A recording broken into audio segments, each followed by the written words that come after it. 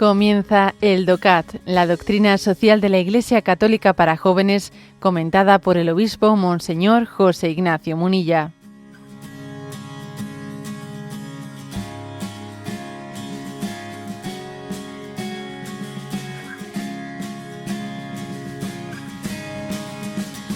Punto 126.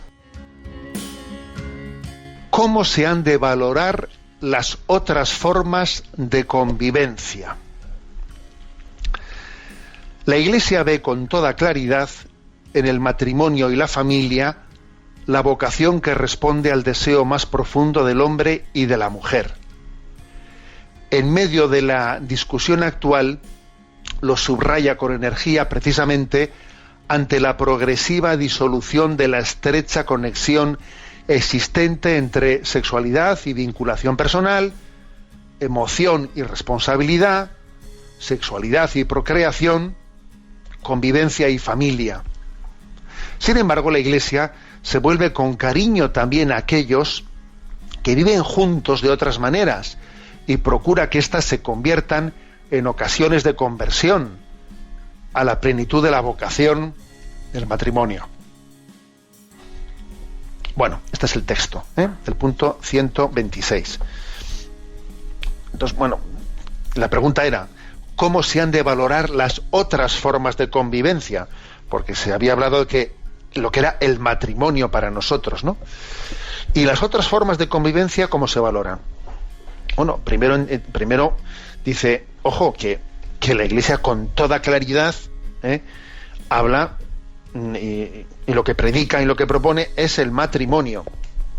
Es el matrimonio. Y las otras formas de convivencia, pues claro, cada vez te encuentras más con personas que viven en situaciones de lo que nosotros llamamos irregulares.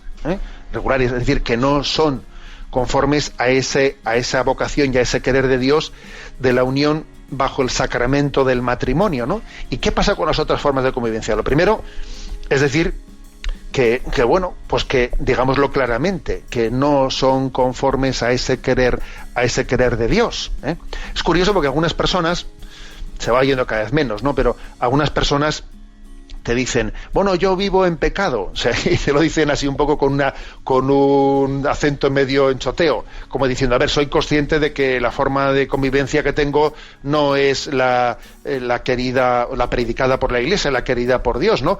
Cuando te dicen, bueno, yo vivo en pecado, o sea, cuando te dicen esa expresión, medio en broma, pero medio en serio, porque es un cierto reconocimiento, es decir, somos conscientes de que Dios nos ha dado, ¿no?, un don, que es el don del sacramento, y el sacramento está custodiando, está dando la gracia para que la unión del hombre y la mujer pues reciba la asistencia de la gracia para poder perseverar y salir adelante.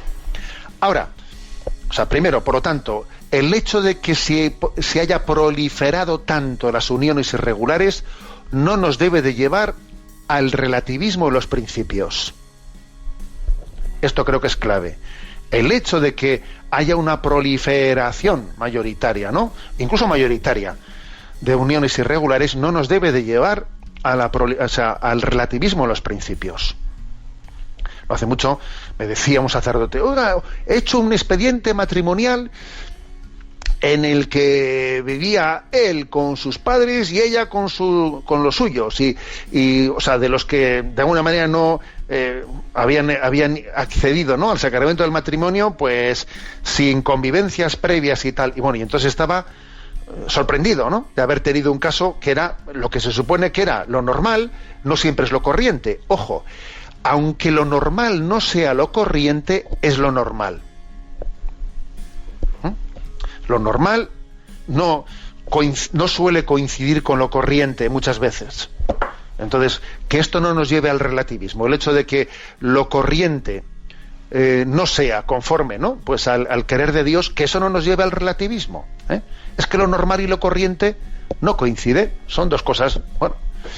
Y al mismo tiempo, lo segundo que aquí afirma este punto es que el hecho de que tengamos conciencia de lo que es conforme al querer de Dios y lo que no lo sea, que eso no nos impida, sino todo lo contrario, el tener capacidad pues de acercamiento misericordioso y también, ¿no?, pues empatía para acercarnos a quien tiene un tipo de convivencias que no son conformes al querer de Dios, pero que en ellos también hay valores positivos, porque sin duda alguna, en gran medida es la ignorancia en gran medida, ¿no? Están como ovejas sin pastor, ¿no?, que dice el Señor en el Evangelio. Sintió lástima de ellos porque estaban como ovejas sin pastor. En gran medida, pues esa ignorancia, si hubieses conocido el don de Dios y el don del matrimonio, posiblemente no habrías cometido errores. O sea, tener la capacidad de acercarse a las personas, cada uno en la situación en la que esté, de no sentirse escandalizado, ¿no?, porque no estén en una situación conforme al querer de Dios, y tener capacidad de tener paciencia, acompañarles, ir tirando del hilo sin romperlo hacia el lado positivo, y poco a poco disponerse para que la persona pueda llegar a tener un encuentro definitivo con el Señor. Hay en Familiares Consorcio hay un aspecto, una distinción que es muy interesante. Dice: hay que distinguir entre la ley de la gradualidad y la gradualidad de la ley. A ver, la ley no es gradual, O sea, si algo es incorrecto.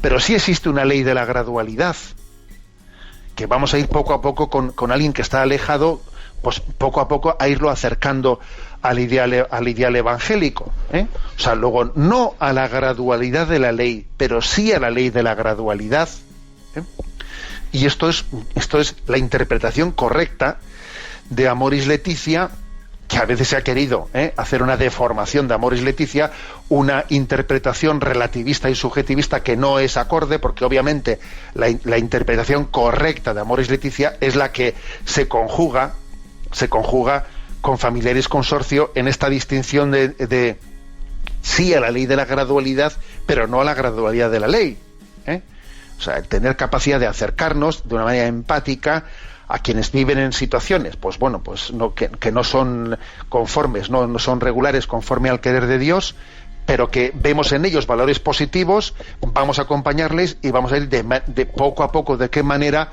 pues se preparan a ese encuentro pleno con el Señor de la recepción del sacramento del matrimonio.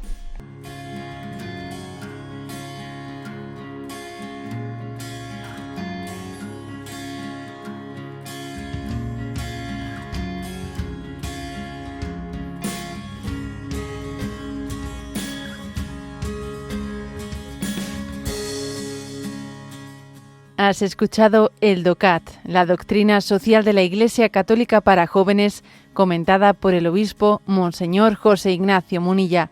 Encuentra todos los audios en radiomaria.es.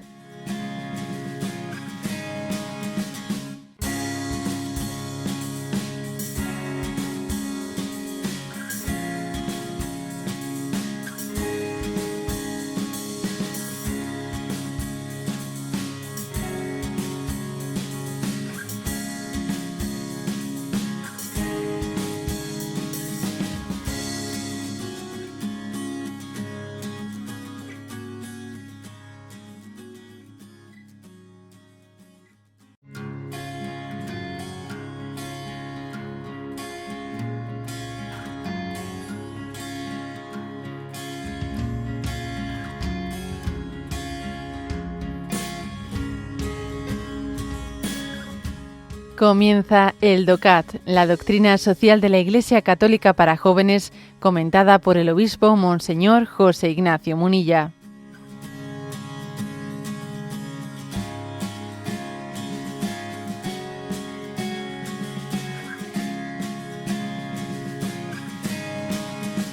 Punto 127. ¿Es parte del matrimonio el deseo de tener hijos? Responde, sí. Al igual que el matrimonio se ordena a la familia, también la familia se ordena al matrimonio. Ambos están llamados el uno al otro. Dicho más sencillamente, no hay familia sin matrimonio, ni matrimonio sin familia. El matrimonio remite a la familia, lo que significa que está ordenado a la procreación y educación de los hijos y a una vida con ellos. las parejas que desean contraer matrimonio deben abrirse desde el comienzo de su matrimonio a tener hijos.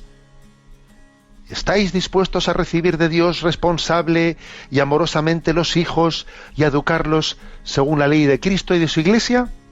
A esta pregunta formulada por el sacerdote durante la boda, ambos cónyuges deben contestar afirmativamente, ya que sólo entonces podrán contraer matrimonio.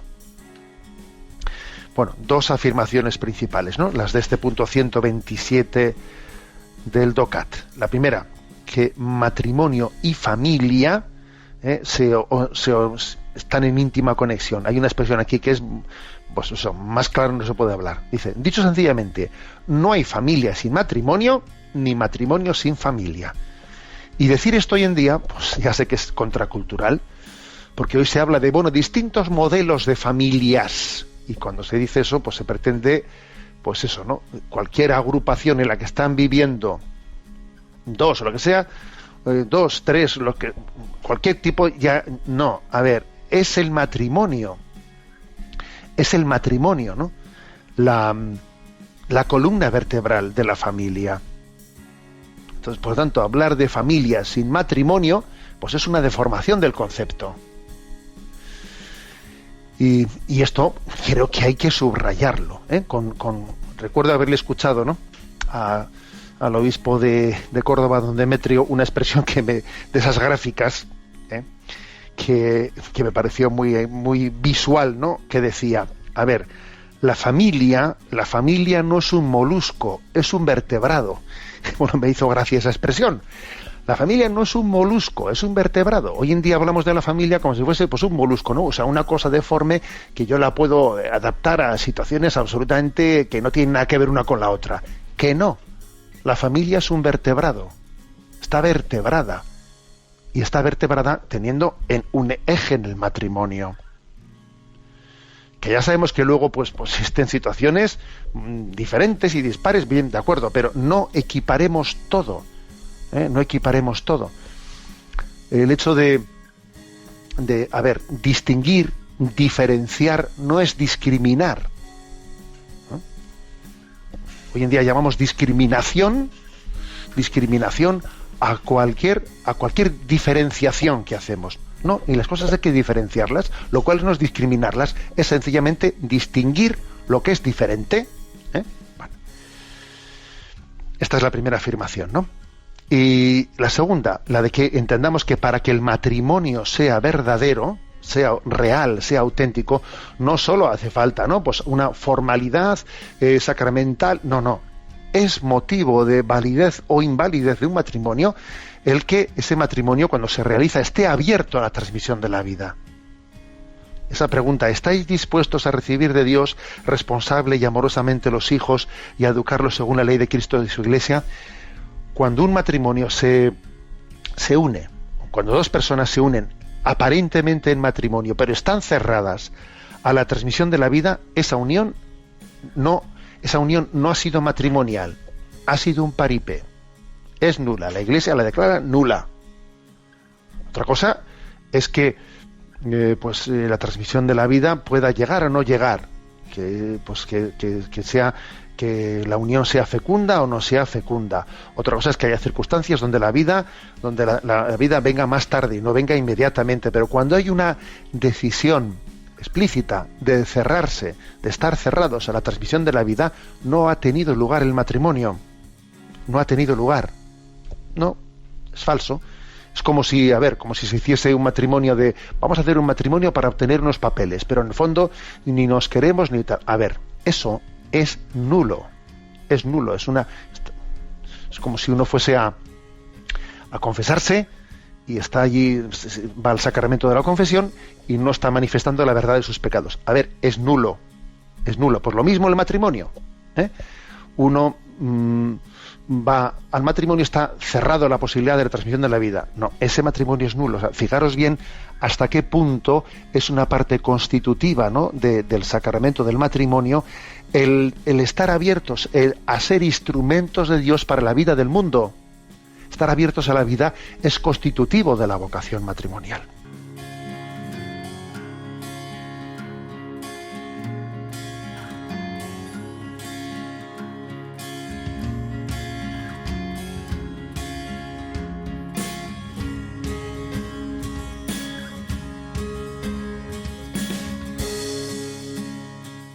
Has escuchado el DOCAT, la doctrina social de la Iglesia Católica para jóvenes, comentada por el obispo Monseñor José Ignacio Munilla. Encuentra todos los audios en radiomaria.es.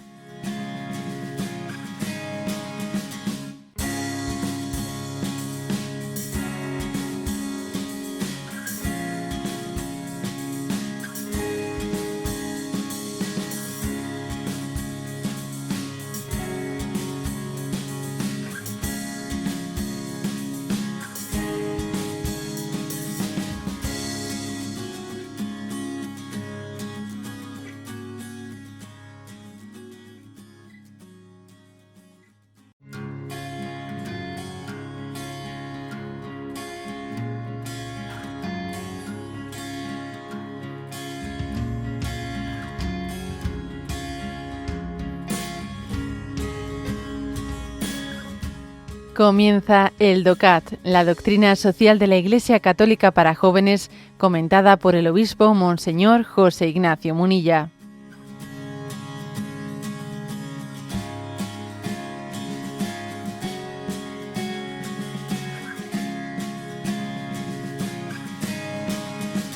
Punto 128, que dice: ¿qué sucede con los matrimonios que no pueden tener hijos?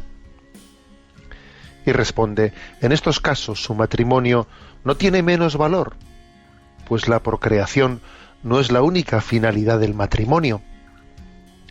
Su indisolubilidad y su valor de comunión permanecen más bien incluso cuando la vida conyugal no pueda llegar a ser perfeccionada con los hijos deseados con frecuencia con el mayor ardor. Dada esta situación, los esposos pueden también adoptar niños o ayudar, por ejemplo, a parientes o amigos en el cuidado de sus hijos.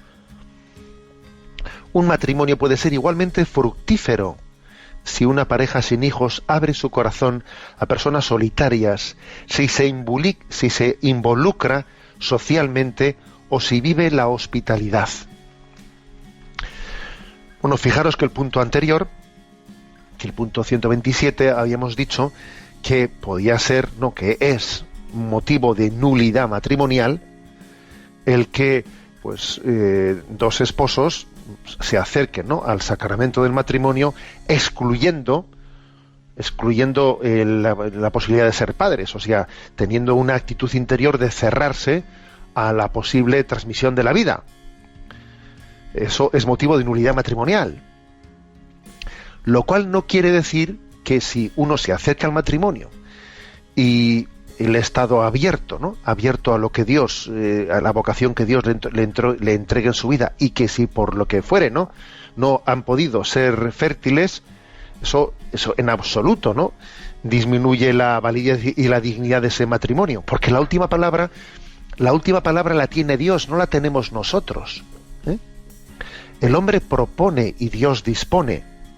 Ese famoso refrán es que el refranero castellano tiene cosas a veces, ¿no? O sea, se nota que bueno, pues que nuestra cultura ha tenido unas hondas raíces, ¿no? Nuestra cultura cristiana, unas hondas raíces en el Evangelio. Entonces, el hombre propone y Dios dispone es una forma maravillosa de decir que la última palabra la tiene Dios. Y es lógico pensar que exista un legítimo deseo de paternidad, de maternidad, que llevamos en principio inscritos, ¿no? Existe un instinto de maternidad y de paternidad en nosotros, pero sería un error pensar que ese instinto de paternidad y de maternidad, cuando no existe, cuando no se da, cuando no puede realizarse, pues por problemas, digamos, de tipo físico-biológico, de ahí se deriva una especie de fracaso en el proyecto personal. No, eso es un error. Y las reacciones que podemos tener de frustración, etcétera, son una tentación. Porque en ese momento es cuando uno tiene que descubrir de qué manera Dios, qué me quiere decir Dios, por dónde me está hablando Dios, cuál es la vocación concreta que tiene reservada para mí. Cuando se produce esa situación de infecundidad o de esterilidad, entonces nosotros somos intérpretes, de la voluntad de Dios. Tenemos que aprender a interpretar, aprender a leer la voluntad de Dios. Nosotros no inventamos la voluntad de Dios. Ni podemos pensar para que Dios se adapte, ¿no? ¿Es legítimo que alguien pida a Dios tener hijos? Claro que es legítimo, ¿eh? Pero la legitimidad de esa petición está también ligada a que nosotros abracemos, ¿no? Sabemos que se haga tu voluntad y no la mía. Recuerdo que cuando aquí en Radio María explicaba en la oración de petición, ¿no? La parte del catecismo de la Iglesia Católica sobre la oración de petición, ponía el ejemplo de que pedirle a Dios algo es como cuando una chalupa, ¿no? Una barca pequeña se acerca a un puerto, y entonces, pues a la hora de atracar, pues echa la soga, agarra la boya, ¿no? Y entonces el pescador que está en la lancha va tirando de esa soga. Pero claro, lo que se acerca no es el puerto a la barquichuela, lo que, según él tira de la soga, en realidad el que se está acercando es la barquichuela hacia el puerto. Bueno, pues así es, cuando una pareja que no puede tener hijos pide a Dios el don de poder ser padres y poder ser madres, su petición es legítima, pero esa petición tiene como finalidad última el descubrir la voluntad de Dios y el abrazarla plenamente y confiar en ella, ¿eh? Y por ejemplo, pues estuvimos hace poco en Belén con la peregrinación diocesana en Tierra Santa, ¿no? Y allí en Belén se conserva la gruta de la leche, que es una tradición cristiana de aquel lugar en el que la Sagrada Familia, después de que en aquella primera noche, ¿no? Pues dieron a luz en aquel establo, o en aquella cueva, hasta que después, más tarde, ¿no? Ya huyeron a Egipto, pasó un tiempo y entonces allí se reubicaron en la gruta llamada Gruta de la Leche. Entonces allí se conserva la tradición de que era el lugar en el que María dio a mamar a su hijo durante un tiempo. Acordaros que un tiempo tuvo que pasar porque tuvieron la presentación del niño en el templo a los 40 días, luego en esos par de meses o el tiempo que tardasen en huir a Egipto, es el lugar en el que María dio de mamar a su hijo. Y entonces en la tradición de los cristianos palestinos, las mujeres que tienen dificultad en tener familia suelen acercarse a aquel lugar y hacen una novena a nuestra madre en la Gruta de la Leche, ¿no? Que es una tradición preciosa. Bueno, y allí, por cierto, hay muchísimas fotos de niños que han nacido después de esa novena. O sea, todo eso es absolutamente legítimo, y Jesús dijo: pedid y se os dará. Pero ojo, nuestra petición no tiene que ser hecha en clave de si Dios no me da esto, entonces yo sentiré una frustración absoluta. Que no, que ese planteamiento de si no soy madre o padre, lo mío será frustración, es un error. Estoy descubriendo cuáles son los caminos de Dios. Y entonces discierno, ¿y si Dios ha pensado en mí? Si Dios ha pensado en mí para un niño que no tiene padre y madre, no soy yo, en definitiva, el que tiene derecho a tener un padre, a tener un hijo, sino que será un niño el que tiene derecho a tener un padre y una madre. Los niños no son un derecho. Entonces, ¿y si Dios quiere que yo viva, pues, este no tener hijos en clave de disponibilidad de servicio, en clave de una entrega que obviamente si tuviese una familia no podría tener? ¿Y si tengo que ser más? ¿Y si mi casa tiene que ser hospitalaria? ¿Y si tengo que ser un hospital de campaña? Como dice el Papa Francisco, ¿no? Un hospital de campaña en el que tantas personas heridas que hay por la vida en mi familia, en mi casa, puedan encontrar un lugar de acogida. ¿Tú sabes lo que vale eso? ¿Tú sabes qué riqueza es eso? ¿Quién eres tú para decir o esto o me frustro? Pero ¿quién es el que traza el hilo de tu vida? ¿Es que tú crees que la felicidad te la inventas tú? ¿O no te das cuenta que es Dios el que tiene un designio para ti? Esta es la clave, fijaros, ¿eh?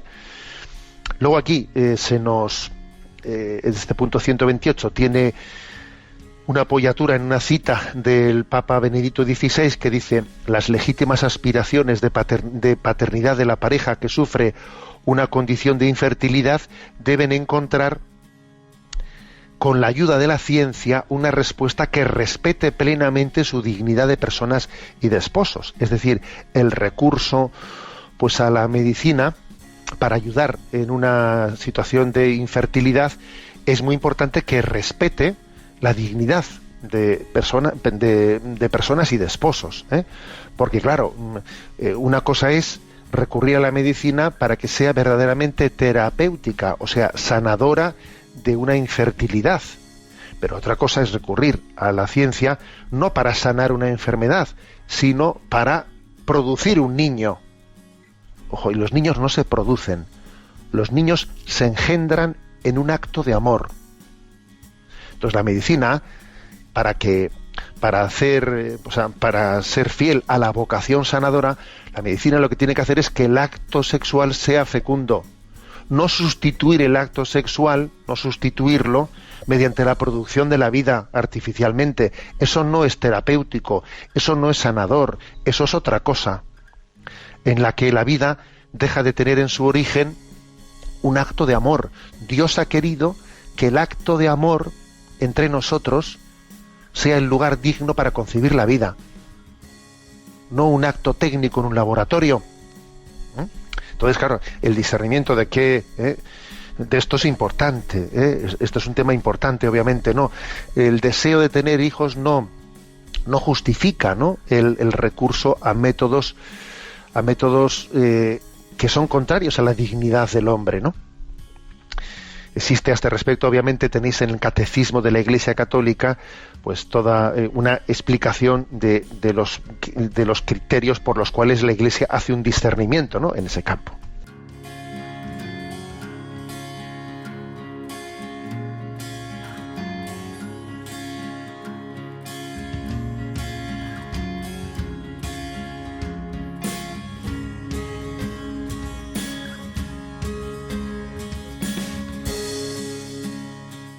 Has escuchado el DOCAT, la doctrina social de la Iglesia Católica para jóvenes, comentada por el obispo Monseñor José Ignacio Munilla. Encuentra todos los audios en radiomaria.es.